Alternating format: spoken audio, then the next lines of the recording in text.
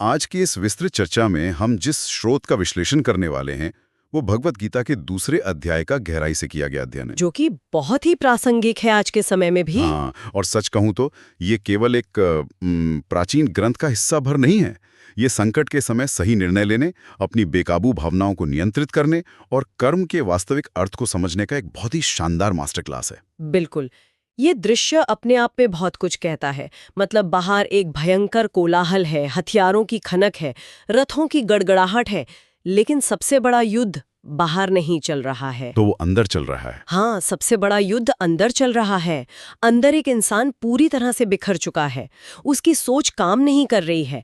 हम अक्सर इस ग्रंथ को केवल एक धार्मिक या आध्यात्मिक दृष्टिकोण से देखते हैं, जो कि आम बात है, लोग इसे पूजा पाठ से जोड़ते हैं। सही कहा।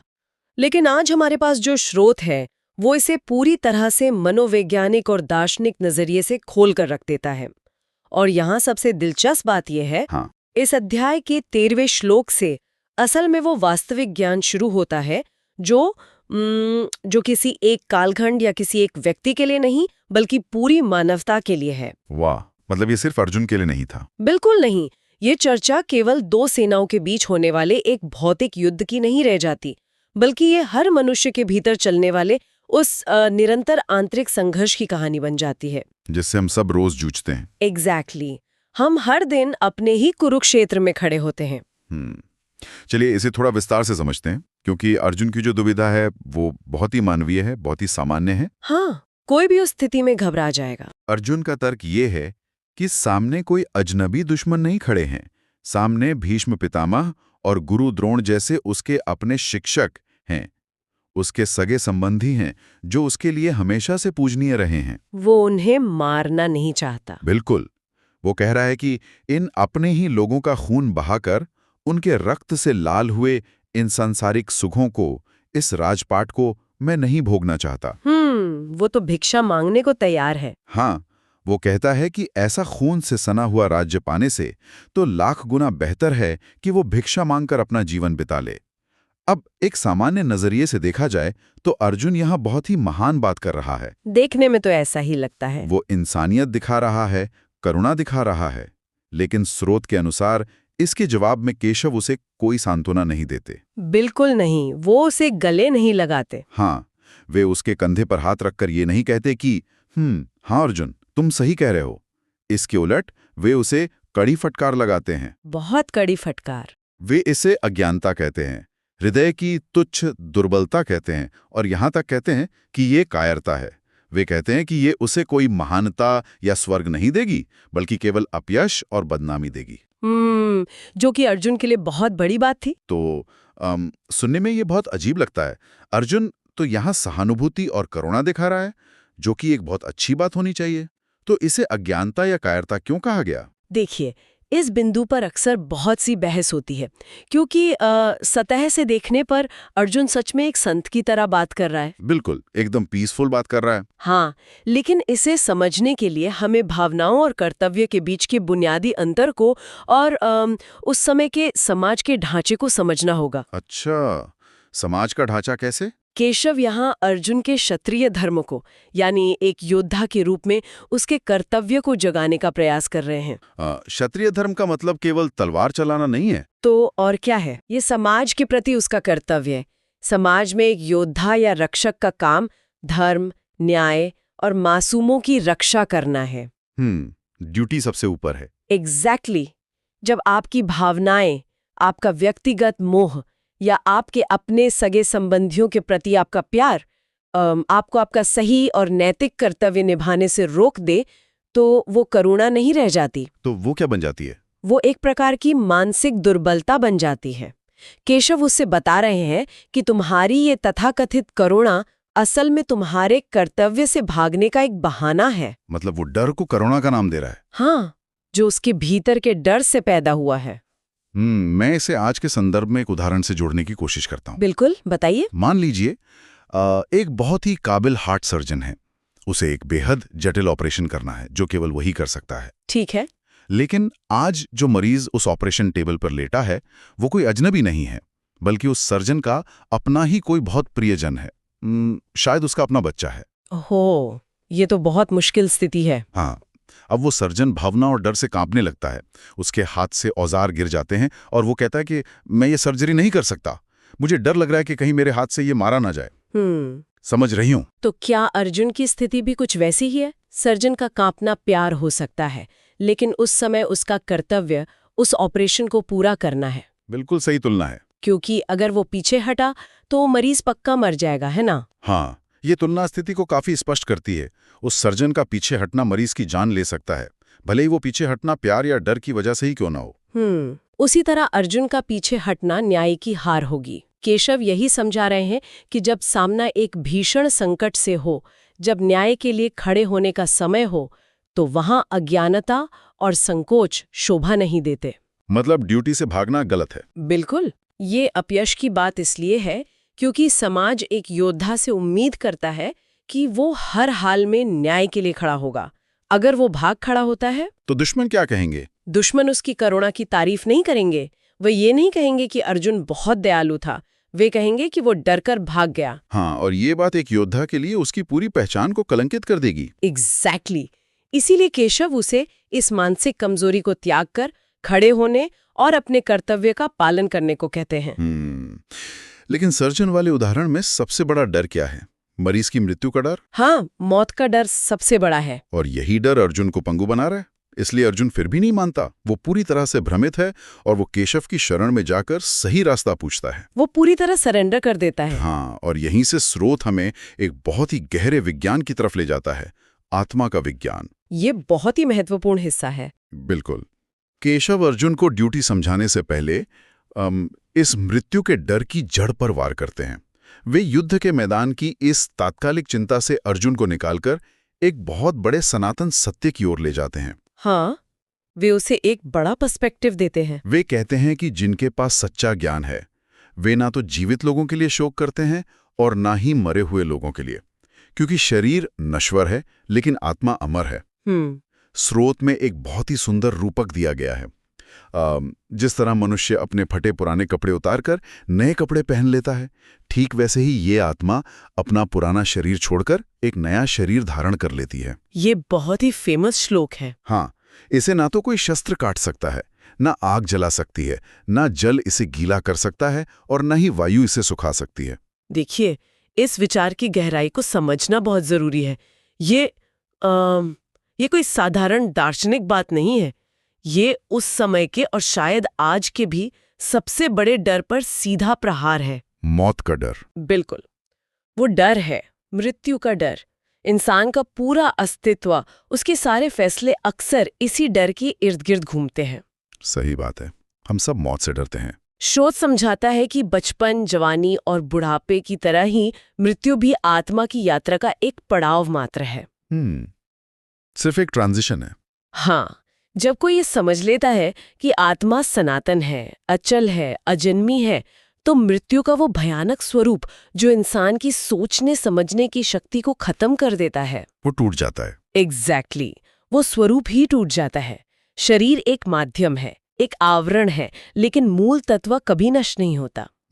इस प्राचीन विचार को अगर मैं आज की तकनीक की भाषा में समझने की कोशिश करूं, हाँ, ये दिलचस्प होगा। तो ये कुछ वैसा ही है जैसे हम अपना डेटा क्लाउड स्टोरेज में सुरक्षित रखते हैं। वाह, क्या बात है। मतलब हमारा फोन यानी हमारा शरीर भले ही पुराना हो जाए, पानी में गिरकर खराब हो जाए, टूट जाए या पूरी तरह नष्ट हो जाए, लेकिन जो हमारा असली डेटा है, जो जानकारी है, जिसे हम आत्मा कह सकते हैं, वो नष्ट नहीं होता। बिल्कुल नहीं, वो क्लाउड में सेफ है। हाँ, और जैसे ही नया डिवाइस आता है, वो सारा डेटा उसमें वापस आ जाता है। डिवाइस अस्थायी है लेकिन डेटा स्थायी है। ये उपमा बहुत ही सटीक है। तो इसका असल में क्या मतलब है? मेरा मतलब है, अगर कोई वास्तव में मरता ही नहीं है, केवल कपड़े बदल रहा है या डिवाइस बदल रहा है, तो फिर मारने का या युद्ध करने का क्या ही फर्क पड़ता है? ये एक बहुत ही कॉमन सवाल है। हाँ, क्या ये विचार इंसान को असंवेदनशील या क्रूर नहीं बना देगा? मतलब ये तो किसी भी तरह की हिंसा को सही ठहराने का एक खतरनाक बहाना लग सकता है। ये एक बहुत ही तार्किक शंका है, और अगर इस दर्शन को आधे अधूरे तरीके से पढ़ा जाए तो कोई भी इस निष्कर्ष पर पहुंच सकता है कि जाके किसी को भी मार दो, कोई फर्क नहीं पड़ता। हाँ, लेकिन केशव यहाँ किसी को नुकसान पहुंचाने का लाइसेंस नहीं बांट रहे हैं। संदर्भ को याद रखना बहुत जरूरी है। कॉन्टेक्स्ट क्या है यहाँ? जो अर्जुन को अंदर से खोखला कर रहा था। अच्छा, तो ये सिर्फ डर भगाने के लिए? बिल्कुल। स्रोत स्पष्ट करता है कि यह ज्ञान सिर्फ ये समझाने के लिए है कि जो जीवन में सर्दी, गर्मी, सुख, दुख आते हैं वे केवल हमारी इंद्रियों के अनुभव हैं। सेंसेशंस हैं बस। हाँ, वे आते जाते रहते हैं, जैसे मौसम बदलते हैं। एक धीर और शांत मनुष्य वही है जो इन अस्थायी चीजों से विचलित नहीं होता। तो क्रूरता का क्या? इसका मतलब ये बिल्कुल नहीं है कि कोई भी जाकर किसी को भी नुकसान पहुंचा दे। इसका मतलब ये है कि जब न्याय के लिए लड़ना ही एकमात्र विकल्प और कर्तव्य बन जाए, तब मृत्यु के डर से या मारने के शोक से खुद को कमजोर न पड़ने दिया जाए। समझ गया, मतलब सही काम करने से पीछे नहीं हटना है। एग्जैक्टली। ये क्रूरता नहीं बल्कि न्याय की स्थापना के लिए जरूरी कठोरता है। पर बिना डरे अडिग रहने की है। बिल्कुल सही। और कर्तव्य शब्द से ही हम इस चर्चा के सबसे शक्तिशाली और शायद सबसे मशहूर हिस्से में प्रवेश करते हैं, निष्काम कर्म योग। हाँ, कर्मयोग, गीता का सार। स्रोत का वो हिस्सा जिसे अनगिनत बार उद्धृत किया जाता है। अधिकार केवल कर्म करने पर ही है, उस कर्म के फल पर अधिकार बिल्कुल नहीं है। कर्मण्येवाधिकारस्ते मा फलेषु कदाचन। बिल्कुल। ये भी कहा गया है कि कर्म फल की इच्छा से नहीं होना चाहिए और ना ही कर्म छोड़ने की इच्छा होनी चाहिए। हाँ, बैलेंस बनाना है। स्रोत में उन अज्ञानी लोगों का भी जिक्र है जो वेदों की सुंदर वाणी में उलझकर केवल शक्ति, स्वर्ग और भोग ऐश्वर्य की कामना करते हैं, जिससे उनकी बुद्धि अनेक शाखाओं में बढ़ जाती है। देखिए, इस हिस्से का मनोवैज्ञानिक प्रभाव बहुत गहरा है। स्रोत ये बता रहा है कि जब लोग शास्त्रों या किसी भी तरह के ज्ञान का उपयोग सिर्फ अपने स्वार्थ, शक्ति या आनंद पाने के लिए करते हैं, तो उनका मन कभी शांत नहीं रह सकता। वो हमेशा बेचैन रहते हैं। हाँ, ऐसे चंचल मन वाले लोगों की बुद्धि कभी एकाग्र नहीं हो पाती। वो हमेशा बंटी रहती है, कभी इस इच्छा की तरफ तो कभी उस इच्छा की तरफ, जो कि आज बहुत देखने को मिलता है। बिल्कुल।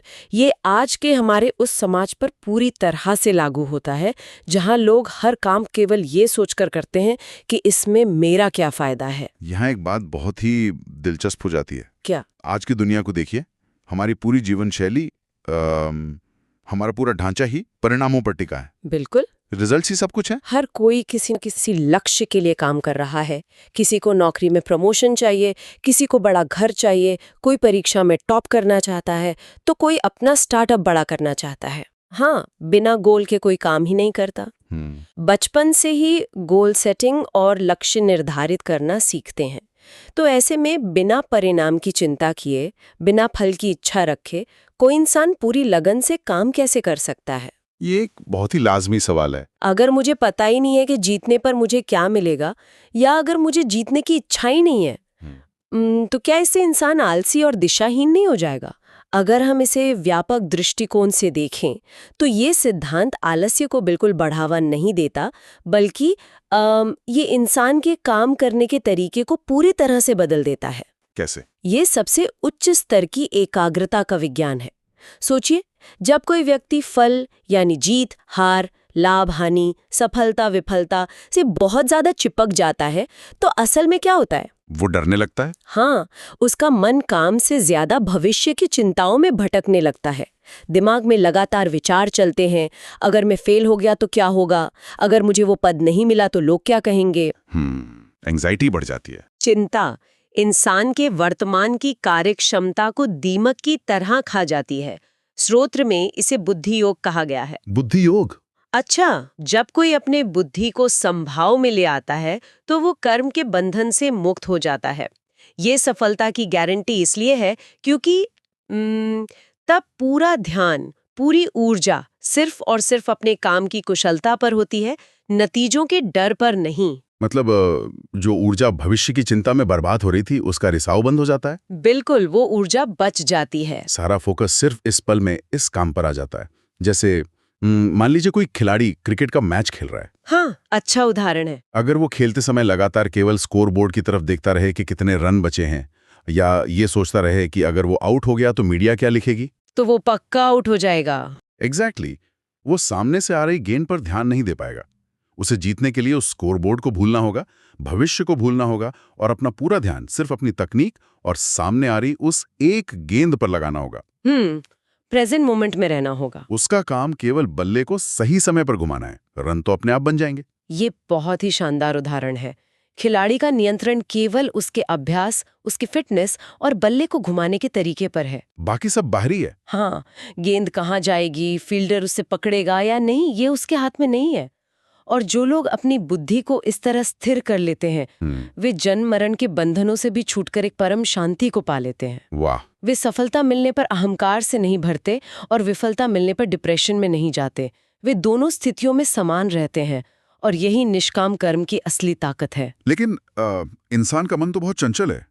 ये सब सुनना बहुत अच्छा लगता है, लेकिन इसे लागू करना बहुत मुश्किल है। ये तो है, प्रैक्टिस चाहिए इसके लिए। इस चर्चा में आगे अर्जुन की जिज्ञासा भी बढ़ती है और वो केशव से पूछता है कि हे केशव, ऐसा स्थिर बुद्धि वाला व्यक्ति जिसने इस अवस्था को पा लिया है, वह कैसा होता है? हाँ, अर्जुन उसके लक्षण जानना चाहता है। स्रोत यहाँ एक बहुत ही दिलचस्प शब्द का इस्तेमाल करता है, स्थित प्रज्ञ। अर्जुन जानना चाहता है कि यह स्थित प्रज्ञ व्यक्ति बोलता कैसे है, बैठता कैसे है, चलता कैसे है। बहुत ही प्रैक्टिकल सवाल है ये, जिसके जवाब में स्रोत हमें मन के भटकाव और इंसान के पतन की पूरी शारीरिक और मानसिक संरचना को समझाता है। हाँ, केशव बताते हैं कि पतन शुरू कैसे होता है। ये चेन रिएक्शन बहुत ही खतरनाक है। बिल्कुल। जब मनुष्य इंद्रियों के विषयों के बारे में सोचता है तो उसे उनसे लगाव हो जाता है। हाँ? लगाव से इच्छा पैदा होती है। हाँ। जब इच्छा पूरी नहीं होती या उसमें कोई बाधा आती है तो क्रोध आता है। हाँ। और यह क्रोध मनुष्य की सोचने समझने की शक्ति, उसकी बुद्धि को नष्ट कर देता है, जिससे उसका पूरा पतन हो जाता है। हम विच्छेदन करें तो स्थित मतलब स्थिर और प्रज्ञ मतलब बुद्धि। जिसकी बुद्धि स्थिर हो। हाँ, जिसकी बुद्धि स्थिर हो गई है। ये श्रृंखला दिखाती है कि कैसे एक छोटा सा विचार अगर अनियंत्रित छोड़ दिया जाए तो वो एक विनाशकारी रूप ले सकता है। बिल्कुल, एक छोटे से बीज से पेड़ बन जाता है। इसे आज के जीवन में देखना बहुत आसान है। मान लीजिए कोई इंसान सोशल मीडिया देख रहा है, उसने किसी की बहुत शानदार वेकेशन या महंगी गाड़ी की फोटो देखी, जो कि हम रोज करते हैं। हाँ, पहले उसने सिर्फ उसे देखा, यानी विषय के बारे में सोचा। फिर उससे वो गाड़ी अच्छी लगने लगी, ये हुआ लगाव। फिर उसने सोचा कि मुझे भी ये चाहिए, ये बन गई इच्छा। अब जब उसकी आमदनी उसे वह गाड़ी खरीदने की इजाजत नहीं देती तो उसे दुनिया पर, अपनी नौकरी पर या उस फोटो वाले व्यक्ति पर गुस्सा आने लगता है। ये हो गया क्रोध। हार करता है, अपना काम बिगाड़ता है और उसकी मानसिक शांति पूरी तरह नष्ट हो जाती है। यही है बुद्धि का नाश और पतन। वाह, ये उदाहरण बहुत ही सटीक है और रोजमर्रा की जिंदगी से जुड़ा है। हम सब इस साइकिल में फंसते हैं। इस भटकाव को समझाने के लिए स्रोत में एक बहुत ही सुंदर उपमा भी दी गई है। जिस तरह पानी में चलती हुई नाव को तेज हवाएं अपने सही रास्ते से भटकाकर कहीं और ले जाती हैं, नाव और हवा, ठीक वैसे ही भटकती हुई इंद्रियां मनुष्य की समझ को हर लेती हैं। अब सवाल ये उठता है कि नाव को हवा से बचाने का तरीका क्या है? क्या लगता है आपको? क्या नाव को पानी में उतारना ही नहीं चाहिए? क्या इसका मतलब ये है कि इंसान को सब कुछ छोड़कर, अपनी सारी इच्छाओं को मारकर जंगलों में जाकर सन्यासी हो जाना चाहिए? ये सवाल बहुत लोग पूछते हैं। हाँ, क्या सामान्य पारिवारिक जीवन जीना या भौतिक दुनिया में रहना ही गलत है? देखिए, ये एक बहुत बड़ी और आम गलतफहमी है जो अक्सर इस दर्शन को लेकर लोगों के मन में होती है।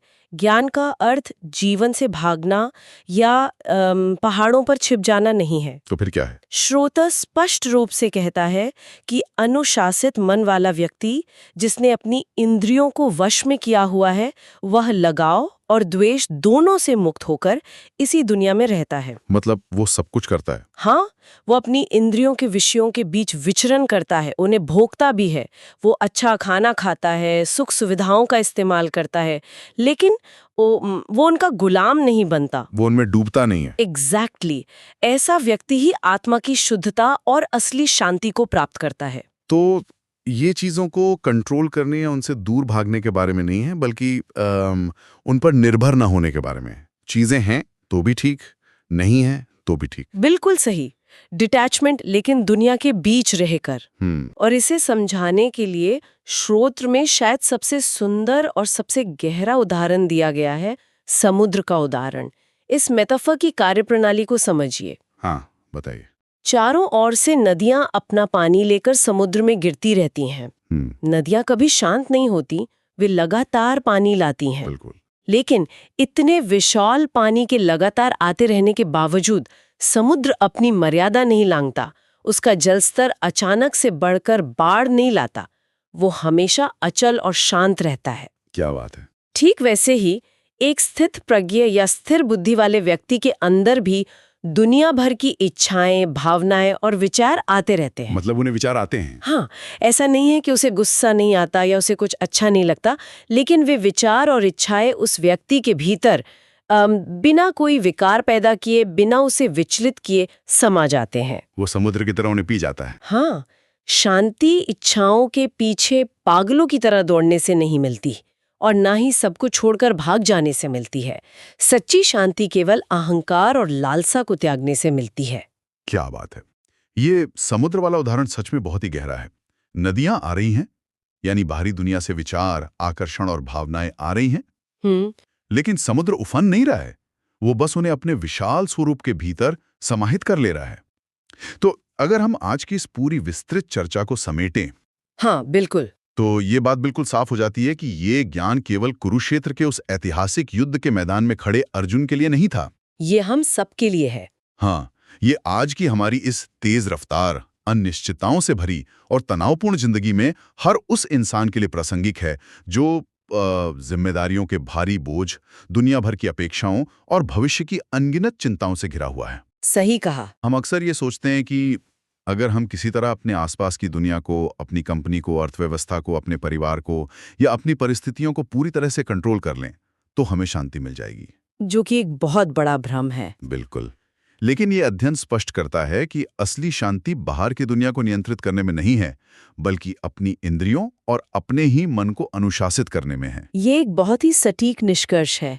देखिए, जब कोई ये समझ लेता है कि नियंत्रण के दायरे में केवल कर्म है, उसका परिणाम नहीं, और जब ये गहराई से समझ में आ जाता है कि मूल स्वरूप इस भौतिक शरीर और इन अस्थायी भावनाओं से कहीं परे है, जो आत्मा वाली बात हमने की, हाँ, तब जीवन की हर कठिन परिस्थिति का सामना एक अद्भुत स्थिरता और स्पष्टता के साथ किया जा सकता है।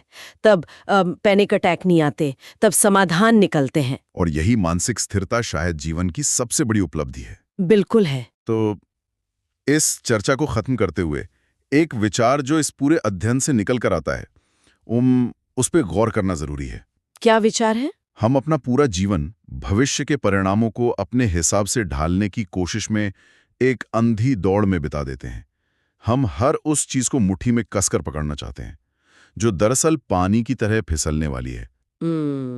बहुत सच बात है। लेकिन क्या हो अगर हमारी सबसे बड़ी ताकत चीजों पर नियंत्रण पाना नहीं, बल्कि परिणामों के प्रति अपने मोह को पूरी तरह से छोड़ देना हो? ये दर्शन जीवन को देखने का नजरिया पूरी तरह से बदल देता है।